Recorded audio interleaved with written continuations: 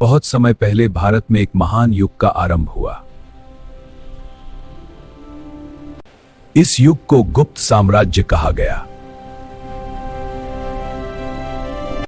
गुप्त साम्राज्य की स्थापना श्री गुप्त हमारे नेतृत्व में, यह हमारा गौरवशाली भविष्य है।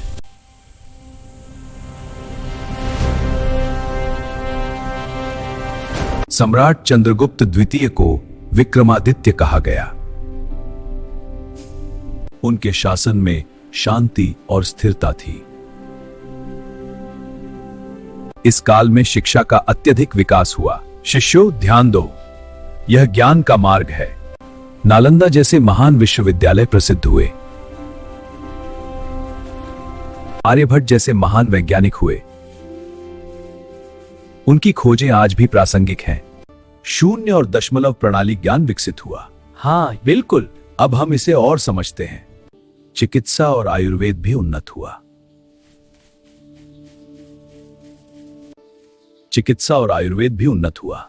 जी हाँ, इन जड़ी बूटियों से चमक समझ है। ठीक है, इसे मिश्रण में शामिल करो। कला और मूर्ति कला अपने शिखर पर पहुंची। अजंता की गुफाएं बनाई गईं। ये कला और आध्यात्म का संगम है। अजंता की गुफाएं बनाई गईं। यहाँ भिक्षु चट्टानों पर रंगीन भित्ति चित्र बना रहे हैं। ये कला का शाश्वत प्रमाण है। साहित्य का भी अद्भुत विकास हुआ। कालिदास जैसे महान कवि हुए। सत्य ही है जिनकी वाणी से फूटती काव्य की धारा। नीलांबुदश्यामल कोमलांगम अहो कवे वाणी सीता मुखाब्जम सुदया विवर्षति। हे राजन, आप यहाँ कैसे? प्रिय शकुंतला, तुम्हें खोजता आया। मेरा हृदय अब शांत। यह वन कितना रमणीय है। हाँ, और तुम भी उतनी ही सुंदर हो। धन्य है तुम दोनों। व्यापार और वाणिज्य फला फूला।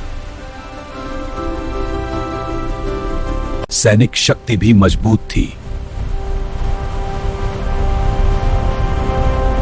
फिर भी युद्ध कम और शांति अधिक थी। जनता सुखी और समृद्ध थी। खेतों में फसल लहला रही है। हाँ, हमारा गांव समृद्ध है। हम सभी सुखी हैं। धर्म और सहिष्णुता को महत्व दिया गया। सब धर्मों में यही सत्य है। धर्म और सहिष्णुता को महत्व दिया गया। धर्म और सहिष्णुता को महत्व दिया गया। इस युग को भारत का स्वर्ण युग कहा गया। गुप्त साम्राज्य ने भारत को ज्ञान की पहचान दी। आज भी गुप्त युग भारत के गौरव का प्रतीक है।